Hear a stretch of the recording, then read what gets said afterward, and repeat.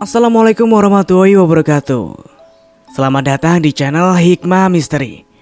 Dan tentunya masih bersama saya Mas Nara. Dan apa kabar kalian semua?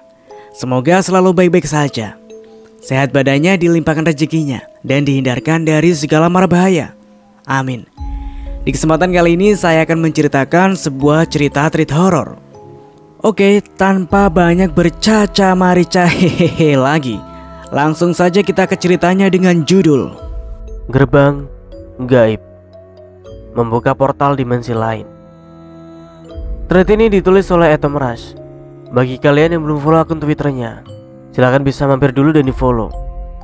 Oke kalau sudah, so let's the hounds begin. Selamat malam, Pak. Di luar ada seseorang sedang menunggu Bapak, ucap Tika yang merupakan ART Pak Jali. Siapa orangnya, Tika? Tanya Pak Jali. Tidak tahu, Pak. Dia tidak menyebutkan namanya. Orangnya tinggi dan berkulit kuning langsat, memakai baju terusan berwarna hitam. Pak Jali mengerutkan keningnya. Cantik. Iya, Pak. Cantik sekali. Sepintas mirip artis Paramita Rusady, jawab Tika bersemangat. Kau pun tahu Paramita Rusady, Tika? Celoteh Pak Jali sambil tersenyum. Tika pun ikut tersenyum malu-malu. Jali adalah seorang laki-laki berusia 30 tahunan yang sudah lumayan sukses di kala itu. Namun di usianya yang sudah berkepala tiga tersebut, Jali belum berniat untuk mengarungi bahtera rumah tangga dengan perempuan manapun. Namun akhir-akhir ini, ia memang agak dekat dengan seorang perempuan cantik bernama Ain. Tolong buatkan minum ya, Tik. Biar aku yang ke depan menyambut tamuku, ucap Jali dengan penuh semangat. Tika mengangguk sambil tersenyum. Dalam hatinya ia sudah menduga-duga jika wanita yang datang itu pasti ada hubungan khusus dengan majikannya. Selamat malam, Ain. Tak kusangka kau akan datang tanpa mengabariku lebih dulu, ucap Pak Jali menyapa wanita cantik itu yang berdiri membelakangi pintu. Saat wanita tersebut berpaling menghadap ke arah Jali berdiri, desiran darah yang menjalar di seluruh tubuh Jali terasa lebih hangat dari biasanya ketika melihat wajah cantik wanita tersebut. Rambutnya yang hitam dan panjang bergelombang bagai ombak di lautan. Memangnya kalau aku mengabarimu sebelum kemari, kau akan menyediakan apa untukku? Tanya Ain sambil tersenyum. Tanpa ragu-ragu tangannya menggelayut di lengan Jali, membuat lelaki itu sedikit merasa salah tingkah dan gugup. Kenapa? Kau tak suka aku datang ke rumahmu malam-malam begini? Tanya Ain. Tidak. Tentu saja tidak. Hanya saja aku tidak menyangka kau akan datang setelah beberapa hari lalu menghilang tak ada kabar, jawab Jali bergetar. Ain tersenyum. Kau rindu aku? Tanya lagi. Jali terdiam. Wajahnya yang putih nampak memerah mendengar pertanyaan yang diajukan oleh Ain. Kenapa cuma diam? Tanya Ain manja sembari mencubit pipi Jali. Aku tak tahu harus menjawab apa. Yang pasti saat kau tak ada kabar, hatiku terasa sepi dan dingin. Aku terus memikirkan tentangmu, Ain, ucap Jali seraya meletakkan tangannya di kedua bahu Ain. Ain tersenyum. Ia langsung menjatuhkan kepalanya di dada Jali. Aku tahu kau pasti rindukan aku. Dan beberapa hari lalu aku sedikit ada urusan yang harus kuselesaikan. Maka dari itu aku tak sempat mengabarimu. Maafkan aku ya, kata Ain manja. Tak apa, yang penting sekarang kau sudah ada di depanku, kata Jali mencium lembut dahi Ain. Ain menengadah. Ia mulai meraih wajah Jali agar lebih dekat lagi padanya. Dan tiba-tiba terdengar suara batuk dari Tika yang baru saja keluar dari dapur membawa 2 gelas teh hangat. Wajah Jali dan Ain nampak sama-sama merona malu. Saya permisi mau istirahat dulu pak, ucap Tika sembari membungkuk. Lalu berbalik meninggalkan kedua insan yang sedang dimabuk cinta tersebut. Silakan duduk Ain, minum dulu tehnya. Oh ya, kau kemari tadi naik apa? Sebelumnya aku naik taksi, tapi tadi aku diturunkan di depan sana. Dan akhirnya aku jalan kaki dari perempatan ke sini, jawab Ain seraya mengangkat gelas teh yang ada di depannya. Mereka berbincang sampai jam yang ada di dinding di rumah itu berdenting. Tak terasa malam semakin larut dengan hembusan angin yang menusuk tulang. Ain merapatkan tubuhnya pada Jali, mencari rasa hangat yang mampu mengusir rasa dinginnya di malam itu. Dan semua terjadi begitu saja, dengan alunan musik alam yang tercipta dari suara-suara jangkrik dan kodok di luar rumah. Ain menatap Jali yang duduk di sebelahnya. Tak nampak penyesalan sedikit pun pada wajah Ain. Aku sangat mencintaimu, bisik Ain lembut. Aku berjanji, setelah ini aku akan menikahimu dalam waktu dekat, ucap Jali. Ain tersenyum dan merebahkan tubuhnya dalam pelukan hangat Jali. Permisi pak, ujar Tika membuyarkan lamunan Jali.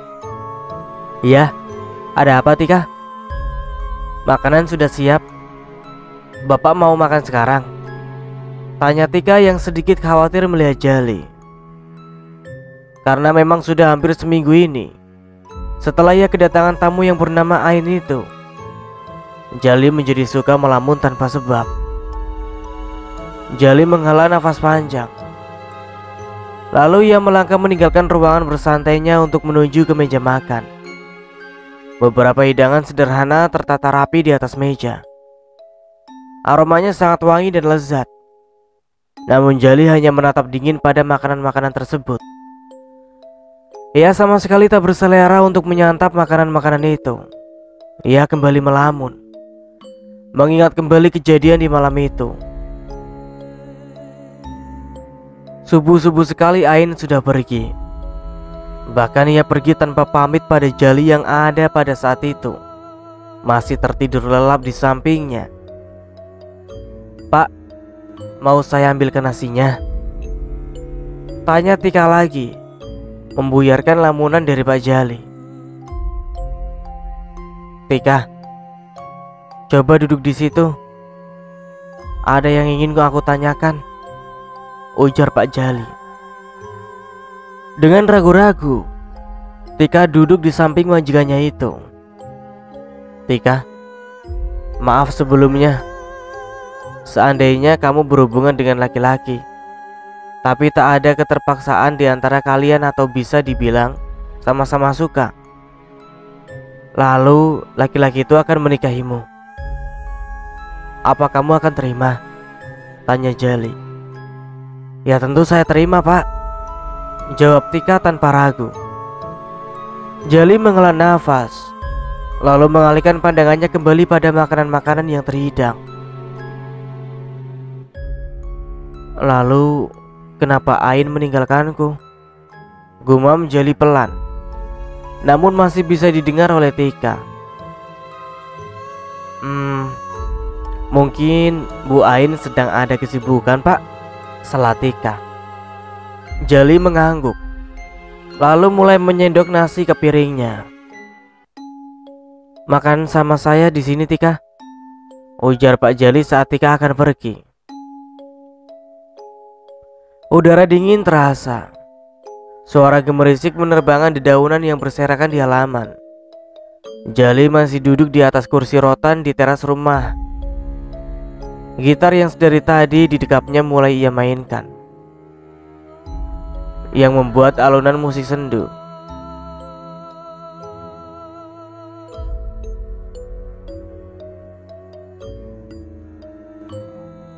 Lagu dari Emilia Contessa itu Jali nyanyikan dengan perasaan galau, namun masih terdengar enak di telinga Tika yang sedari tadi mengintip dari jendela.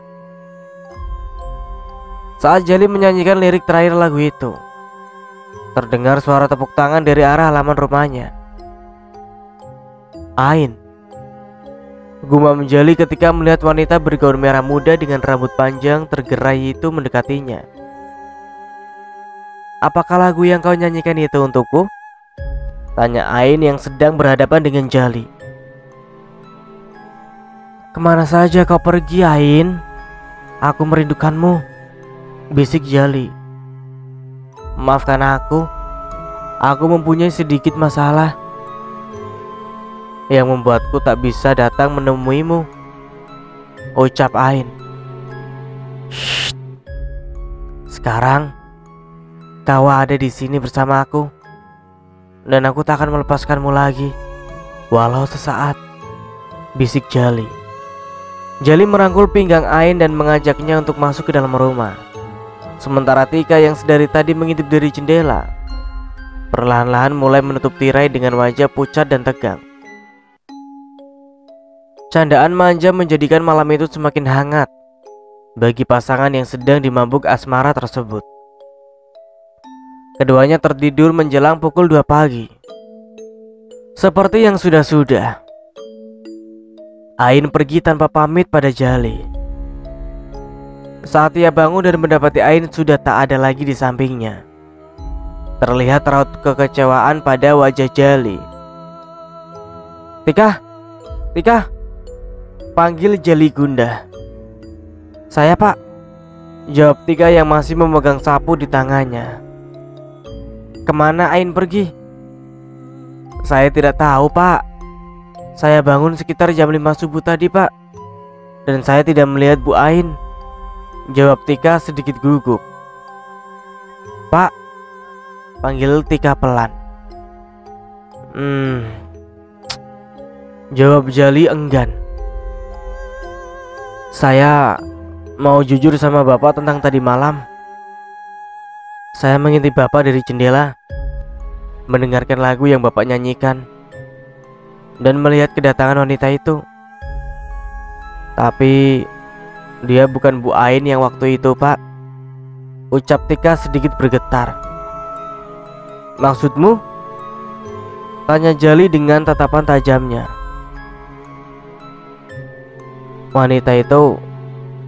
Wanita itu memiliki luka yang menganga di bagian dahi sampai leher, Pak.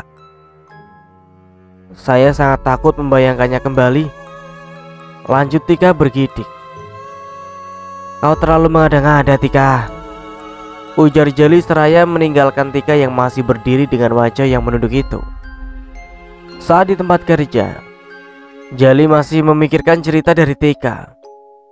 Memang selama Tika bekerja padanya, dan selama itu pula lah Tika tak pernah berbohong sekalipun padanya. Tapi tentang cerita itu, Jali masih bimbang dan ragu untuk percaya. Kau melamun, Pak? Tanya Denny. Kau, Den. Ini aku sedang memikirkan sesuatu. Sesuatu atau seseorang? Tanya Denny dengan nada bercanda.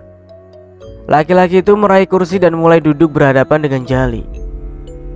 Kulihat akhir-akhir ini kau sering melamun. Apa sebabnya? Ain, Den.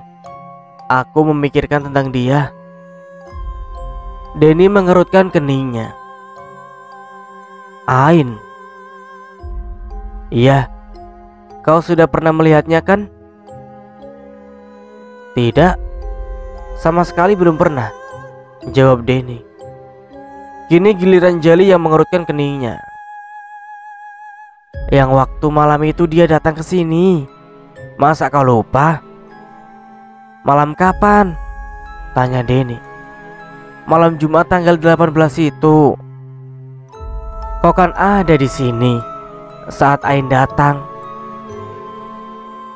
Bukannya tanggal 18 itu aku cuti dan aku kembali sekitar tanggal 19 sampai 20, ujar Denny. Jali terdiam sesaat. Astaga, kenapa dia bisa lupa kalau tanggal 18 itu Denny libur? Lalu siapa yang bersamanya waktu itu? Belum selesai kebingungannya, Denny kembali berujar. Jangan-jangan kau sudah melakukan hal itu. Apa? Membuka portal dunia lain. Dan sekarang kau ada di kedua sisi dunia nyata dan gaib. Ah, kau terlalu berlebihan. Aku tidak melakukan apapun. Jangan kau kira aku tidak tahu, Jal. Kau datang bersamaku waktu itu. Aku tahu kau pasti sudah membuka portal itu kan? Kalau memang iya, apa masalahmu? Aku melakukan itu hanya untuk mengetahui siapa dalang dari hilangnya uang-uangku. Cuma itu, sentak Jali. Dani menggeleng. Kau salah besar melakukan hal itu hanya karena uang, Jal. Sekarang mereka sudah bersamamu. Kau dalam bahaya besar di setiap saatnya, gumam Denny. Hanya karena kau pikir uang itu cuma 1.000-2.000 saja. Ratusan juta uangku hilang, Denny, bentak Jali. Lebih baik sekarang kau keluar dari ruanganku, bentak Jali, sembari menunjuk arah pintu yang terbuka.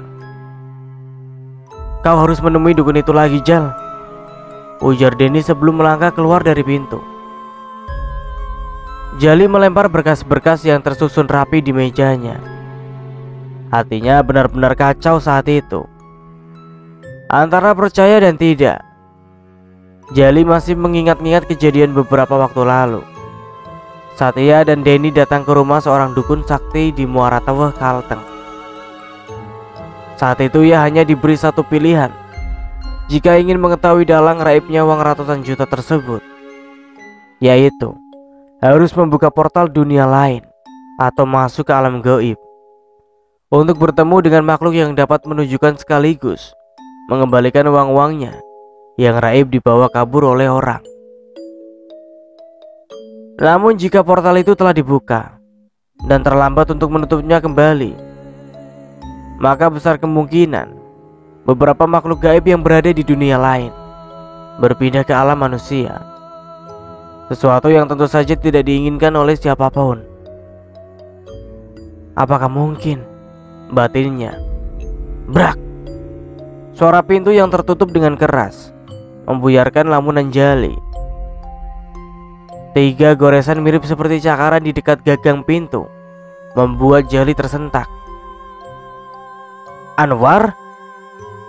Panggil Jali pada petugas kebersihan di sana. Seorang laki-laki berusia 25 tahunan datang tergopoh-gopoh menghampiri Jali. Saya, Pak. Masuk ke ruangan saya. Coba kamu lihat ini. Seperti cakaran.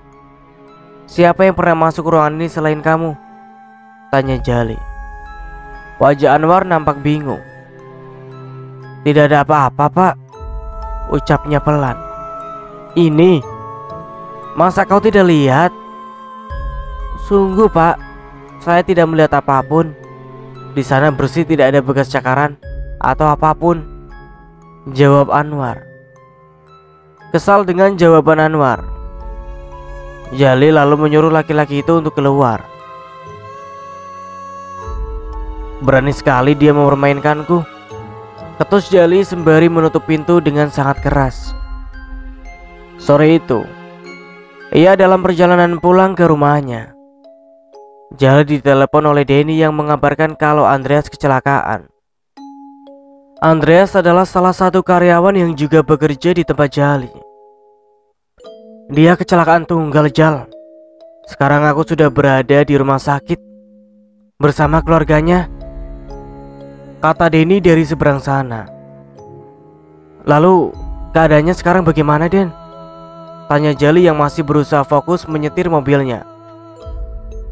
Belum sadarkan diri, Jal. Nanti ku telepon lagi, Jal, ujar Denny mengakhiri panggilannya. Saat telepon terputus, tiba-tiba dari arah depan jalan melintas seorang yang hampir saja tertabrak oleh Jali. Jika saja ia tak segera membanting setir menghindari orang itu, mungkin saja orang tersebut sudah tertabrak mobil yang dikemudikan Jali. Helaan nafas lega terdengar. Brak! Pintu mobil terbuka. Jali menoleh kiri dan kanan, mencari keberadaan orang yang hampir tertabrak tadi. Namun di sana tidak ada siapa-siapa. Apa itu hanya perasaanku saja? Gumamnya agak sedikit bingung dan ragu. Tiba-tiba terdengar suara pintu mobil yang terbuka dan tertutup dengan sendirinya, membuat Jali langsung menengok ke arah mobil berada. Dengan langkah perlahan, ia menghampiri pintu mobil. Dan saat terbuka, tidak ada siapa-siapa di dalam sana. Lagi-lagi tak ada siapapun. Apakah itu hanya sekedar halusinasinya saja? Saat ia masuk ke dalam mobil dan bersiap untuk kembali melanjutkan perjalanan pulang, ia mendengar bisikan lembut di telinganya. Suara yang tak asing baginya itu, suara Ain. Tapi di mana? Di mana pemilik suara itu? Tiba-tiba saat Jali menoleh ke bagian belakang, ia mendapati sesosok makhluk berambut panjang dengan bagian luka menganga dari dahi sampai leher. Makhluk itu menyeringai menatap Jali. Tubuhnya terasa kaku dan tak bisa bergerak ketika sesosok itu perlahan-lahan mendekatinya. Bukankah kau menyayangiku, sayang? Ujar sosok itu terdengar mengerikan. Kuku-kukunya yang panjang sangat terasa membelai kasar wajah Jali yang tak bisa bergerak tersebut. Beberapa tetes darah mengalir dari luka yang menganga di wajah makhluk itu mengenai Jali. Baunya busuk, sangat busuk. Tak hanya sampai di situ, sosok menyeramkan tersebut lantas mengeluarkan lidahnya yang sangat panjang, lalu menjilati wajah Jali hingga sampai ke bagian celananya. Saat makhluk itu menyentuh buah kejantanan yang dia miliki, Jali sudah tak bisa mengontrol rasa takutnya. Bagian celananya terasa hangat tiba-tiba. Beberapa saat saja, bau pesing mulai menyeruak. Lalu semuanya menjadi gelap.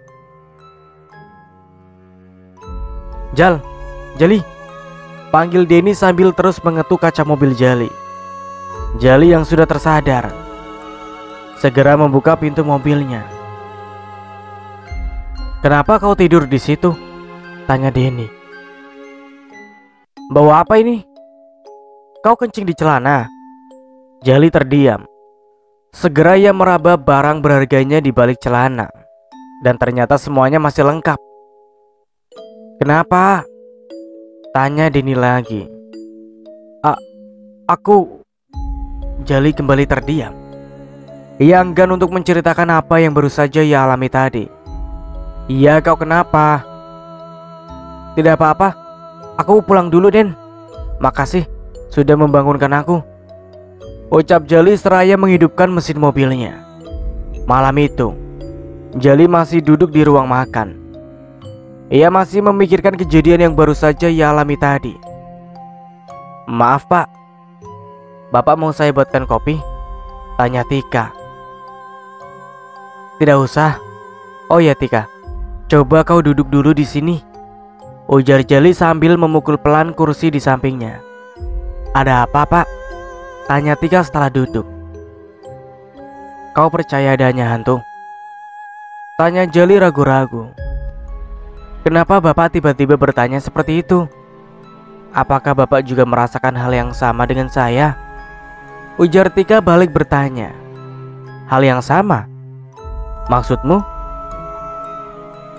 Entah kenapa, setelah Bu Ain datang waktu itu, saya merasa kalau di rumah ini hawanya jadi berbeda, Pak. Rasanya seperti ada yang selalu mengawasi setiap aktivitas yang saya lakukan. Makanan pun jadi lebih cepat basi, padahal baru beberapa jam dimasak. Dan saya juga sering melihat sekelibatan bayang-bayang orang berjalan menembus dinding-dinding, Pak. Cerita Tika. Lalu kenapa? Baru sekarang kau bilang padaku? Tanya Jali. Karena saya takut. Bapak tidak akan mempercayai cerita saya, jawab Tika singkat. Jali kembali menghela nafas panjang. Mulai saat ini, kamu harus selalu cerita tentang semua yang terjadi di dalam rumah ini sama saya. Saya percaya kamu, Tika, ucap Jali. Baik, Pak. Terima kasih. Setelah itu Jali beranjak dan berjalan menuju ke arah kamarnya.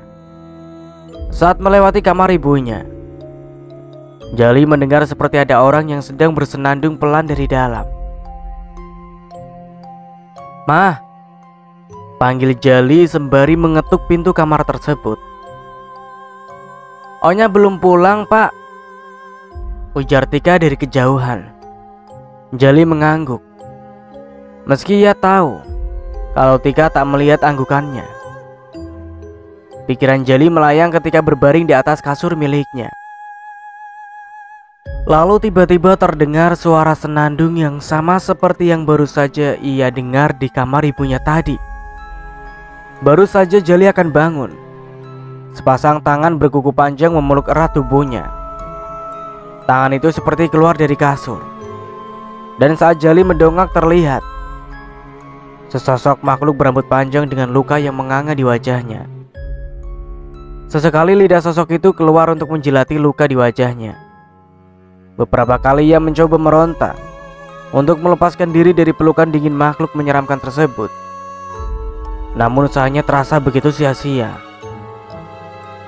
"Bukankah kau merindukan aku?"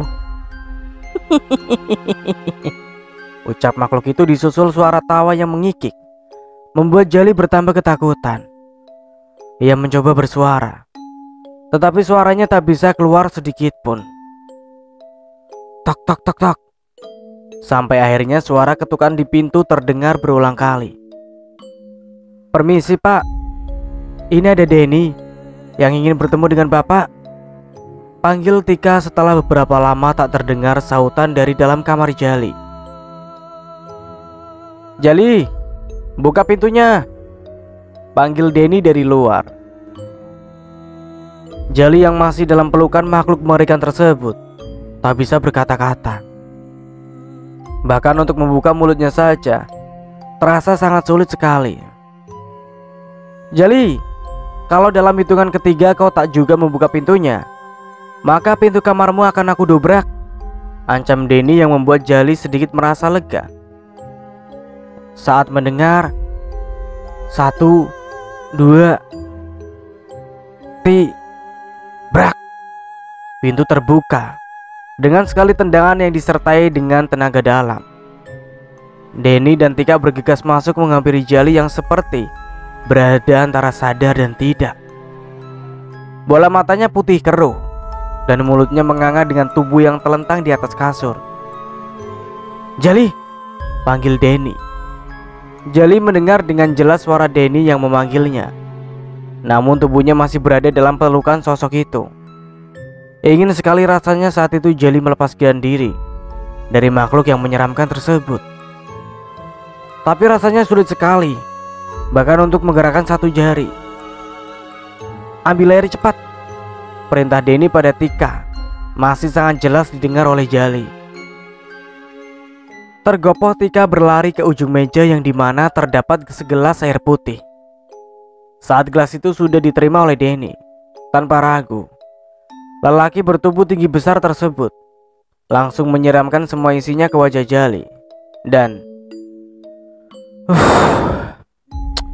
Jali menarik nafas berat. Dadanya turun naik sangat jelas terlihat. Denny segera menyandarkan kepala Jali ke atas guling. "Denny," ucap Jali lirih. "Kau kenapa?" Jali masih berusaha mengatur nafasnya yang hampir habis. "Besok temani aku ke dukun itu, Den. Ini bukan saatnya pergi ke rumah dukun, Jal. Aku datang kemari tadi karena ingin menyampaikan kabar duka yang kuterima dari rumah sakit. Ibumu meninggal dalam kecelakaan. Mereka sudah mencoba menghubungimu, tapi nomormu tidak aktif." Seketika dunia Jali runtuh dan hancur berkeping-keping. Ia histeris, berteriak, dan mengumpat dirinya sendiri. "Ini semua salahku. Andai aku tidak melakukan itu, ibuku pasti masih hidup," teriak Jali histeris. Denny mencoba menenangkan Jali.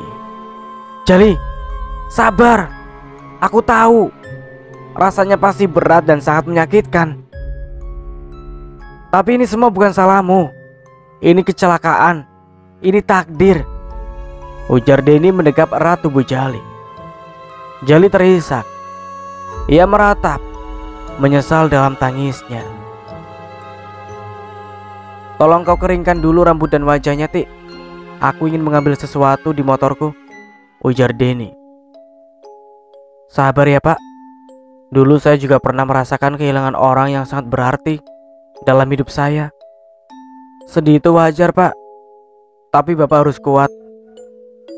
Karena yang pergi tidak boleh ditangisi. Dan kelak kita juga akan seperti itu," ucap Tika. Jali meraih tubuh Tika, membenamkan wajahnya di dada Tika. Jali menangis-nangis sampai bahunya berguncang. Tika membiarkan Jali melepaskan tangisan dan memeluknya. Saat Denny masuk ke dalam kamar itu lagi, ia nampak sedikit kaget. "Jali, sebaiknya kita ke rumah sakit sekarang," ujar Denny. "Kau ikut bersamaku," ucap Jali menarik tangan Tika. Di dalam mobil, tak henti-hentinya Jali menangis dan memanggil ibunya. "Pak," panggil Tika yang duduk di belakang bersama Jali. Ketika ia melihat majikannya itu mulai tak bergerak. "Pak Jali," panggil Tika lebih keras lagi. Tiba-tiba tubuh Jali mengejang. Bola matanya kembali memutih. Mulutnya bergumam tidak jelas.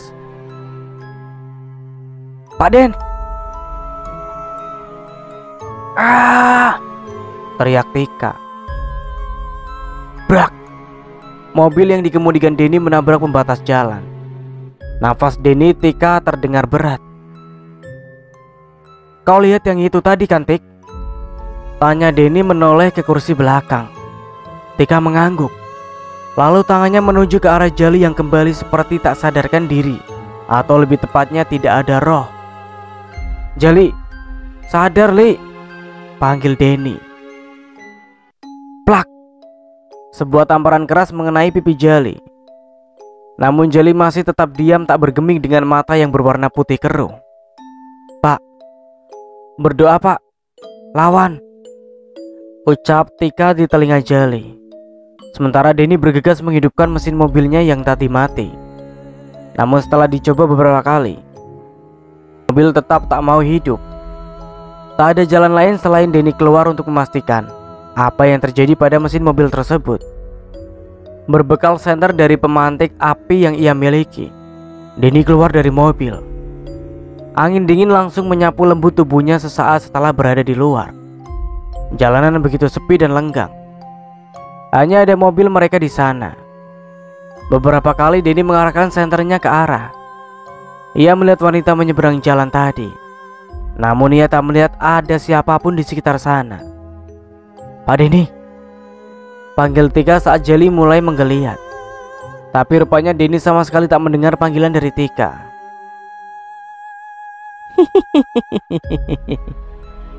Suara tawa meringkik terdengar dari pohon ke pohon yang ada di pinggir jalan tersebut, membuat bulu kuduk Denny mulai meremang. Namun ia tak berani untuk menegur suara itu. Karena ia yakin kalau suara itu bukanlah suara binatang alam, melainkan suara dari sosok menyeramkan yang mengincar darah dari para mangsanya. Dengan nafas terengah, Denny menutup pintu mobil dengan kencang.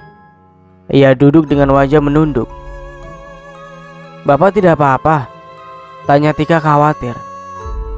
Denny segera menoleh ke arah belakang. Kepalanya mengangguk. "Bagaimana Jali? Masih seperti tadi, Pak. Apa mobilnya masih tak bisa menyala?" tanya Tika. "Iya. Ya Tuhan, permudahkanlah perjalanan kami ini," gumam Tika berdoa. Diam-diam Denny juga ikut berdoa di dalam hatinya. Sekitar setengah jam mereka berada di sana dan masih terus berdoa tanpa henti. Akhirnya dari arah yang berlawanan muncul cahaya dari lampu sebuah mobil yang melintas. Denny langsung bergegas keluar dan berdiri menghadang mobil itu di tengah jalan. Saat mobil itu berhenti, keluar seorang laki-laki yang menggunakan seragam tentara lengkap bersama seorang laki-laki parubaya berkopiah haji. "Permisi Pak, maaf telah mengganggu perjalanan kalian. Kami sedang dalam perjalanan ke rumah sakit, tapi mobil kami mogok di tengah jalan seperti ini. Saya sudah mencoba memperbaikinya, tapi mobil tetap tak bisa hidup. Dan sekarang teman saya masih ada di dalam mobil. Dia sakit," ujar Denny. Lelaki parubaya itu menatap lelaki yang berseragam tentara, lalu mengangguk dan berjalan ke arah mobil Jali.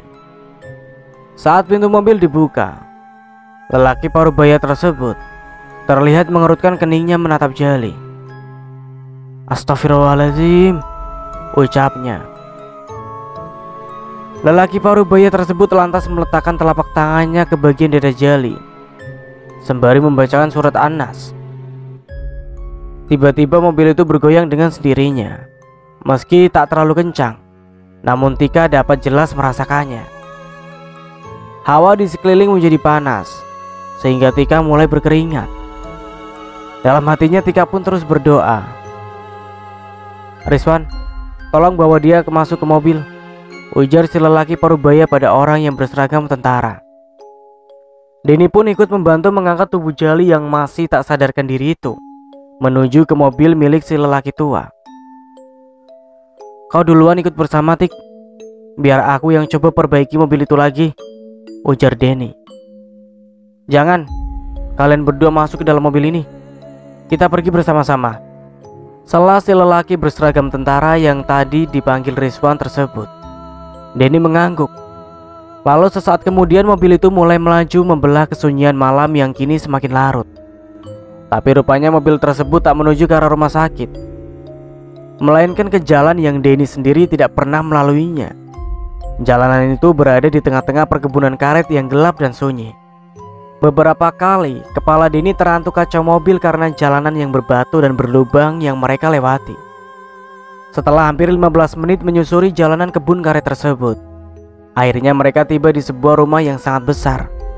Dan di samping kanan depan rumah itu terdapat musola. Beberapa pemuda yang mengenakan sarung serta peci berlarian menghampiri mobil mereka berebut untuk bersalaman dengan si lelaki parubaya. Dan saat Denny melihat papan bertuliskan pesantren lengkap dengan nama tempat itu, barulah Denny sadar kalau tempat itu adalah pesantren dan anak-anak tadi merupakan para santri yang menuntut ilmu agama di sana. Tapi baru kali ini ia tahu kalau di tempat seterpencil itu ada pesantren yang lumayan besar. "Mari silakan masuk," ujar Rizwan. Sementara itu Jali dibawa oleh anak-anak santri tadi ke musola, diikuti oleh si lelaki tua. Loh, itu Jali mau diapakan?" tanya Denny menghentikan langkahnya. "Tenanglah, insya Allah dia tidak akan apa-apa," jawab Rizwan.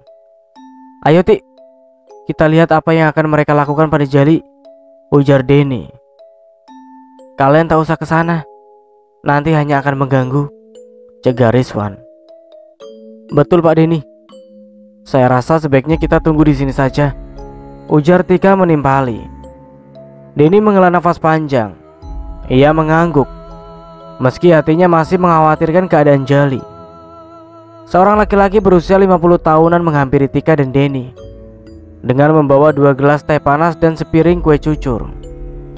"Silakan diminum, Pak, Bu," ujarnya lalu kembali masuk ke dalam. Sesaat kemudian, Rizwan keluar dengan membawa tasbih di tangannya. Rupanya lelaki itu baru saja mengganti pakaiannya dengan celana putih panjang dan baju kaos oblong putih. Ototnya terlihat besar dan kekar. "Maaf, kalau boleh tahu, ada apa sebenarnya dengan teman saya itu?" tanya Denny. "Entahlah, aku kurang tahu mengenai hal-hal seperti itu. Tapi kurasa pasti dia diruqyah oleh Abah," jawab Rizwan. "Ruqyah?" gumam Denny sembari mengulang-ulang kalimat itu. "Itu, Pak, seperti membersihkan diri dari gangguan jin atau sejenisnya." Sela Tika pelan.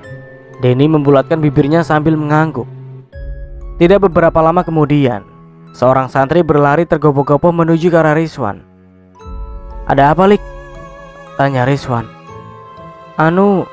Itu kata Abah, ambilkan kain putih yang biasa," ujar anak berusia 17 tahunan itu dengan nafas yang masih tak beraturan. Rizwan mengangguk, lalu segera beranjak dari duduknya. Sesaat kemudian ia keluar dengan gumpalan kain putih di tangannya. Rizwan menyerahkan kain tersebut pada sang santri tadi. Denny yang memang sedari tadi mengkhawatirkan Jali, lantas berlari mengikuti santri itu menuju musola. "Hei!" panggil Rizwan. Namun Denny tak menghiraukannya. Denny melihat Jali yang terbaring di lantai musola beralaskan sajadah. Jali mengeluarkan suara seperti itu. Suara seperti dengkuran yang sangat keras. Dan sesekali nafasnya nampak terhenti. "Mau diapakan teman saya?" tanya Denny yang sudah hendak melangkah masuk ke dalam. Namun lengannya lekas ditarik oleh Rizwan dengan kasar. "Biarkan Abah mengobati temanmu," ujar Rizwan setengah membentak.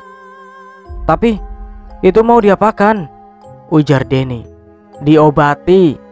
Makanya kau tenang, jangan seperti ini." Denny menarik nafasnya. Ia masih menatap lekat ke dalam, melihat dengan jelas saat tubuh Jali mulai ditutupi dengan kain putih. Beberapa santri mulai terdengar membacakan ayat-ayat suci Al-Quran. "Jangan berdiri di sini," ujar Rizwan sembari menarik tangan Denny. Dengan enggan Denny akhirnya mengikuti Rizwan kembali ke tempat di mana Tika berada. Hampir 1 jam mereka menunggu dengan rasa khawatir sekaligus penasaran akan keadaan Jali saat itu. Ditambah udara malam semakin dingin. Sedari tadi angin kencang berembus menerbangkan dedaunan yang ada di dalam halaman pesantren itu. Beberapa kali Denny mengocok-ocok matanya yang sudah terasa kelap. "Pak Denny," panggil Tika. Pelan ketika ia melihat beberapa santri diikuti oleh lelaki parubaya yang membawa Jali menuju ke dalam rumah. Denny beranjak dari duduknya dan menghampiri para santri yang membawa tubuh Jali. "Teman saya kenapa, Pak?" tanya Denny. Si lelaki parubaya tersenyum, bari menyentuh lengan Denny. "Temanmu sudah tidak apa-apa. Dia sudah sangat terlampau jauh berhubungan dengan mereka," kata si lelaki parubaya. "Lalu sekarang keadaannya bagaimana?" tanya Denny. "Alhamdulillah, sudah jauh lebih baik. Cuma tubuhnya masih terlalu lemah untuk pulang." Denny menghela nafas panjang. "Syukurlah," gumamnya. Setelah memastikan keadaan Jali baik-baik saja, Denny pun pamit untuk pergi ke rumah sakit dengan diantar oleh Rizwan. Dalam perjalanan tak banyak percakapan antara kedua lelaki itu. Mereka sama-sama diam dan fokus pada pikiran masing-masing. "Tika," panggil Jali pelan. "Saya di sini, Pak," ujar Tika. "Saya mau ke rumah sakit, Tika." "Pak Denny sudah ke rumah sakit untuk mengurus jenazah Onya. Nanti kalau Pak Denny jemput kita bisa pulang langsung, Pak." "Mah," ucap Jali bergetar. "Shh, Bapak yang sabar, Pak," ucap Tika sembari mengelus-ngelus lengan Jali. "Nak Jali," panggil lelaki parubaya saat Jali sudah akan masuk ke dalam mobil yang dikemudikan oleh Denny. Iya, Bah. Jaga ibadahmu ya. Dalami lagi pengetahuanmu tentang agama. Dan yang sudah terjadi, anggaplah sebagai pelajaran. Jangan disesali. Ucap lelaki parubaya. Jali mengangguk. Insya Allah. Ucapnya untuk pertama kalinya mengucap kata insya Allah. Si lelaki parubaya dan beberapa santri melambaikan tangan ketika mobil mulai berjalan menjauh. Portal telah ditutup, dan apa yang pernah singgah sudah dikembalikan. Jangan pernah bermain-main dengan pembatas antara dunia kita dan mereka yang hanya setipis kelipis bawang. Pesan si lelaki tua yang masih diingat oleh Jali. Nah, dan begitulah akhir dari sebuah cerita horor, Gerbang Gaib. Dari saya mohon maaf bila ada salah kata. Akhir kata, wassalamualaikum warahmatullahi wabarakatuh.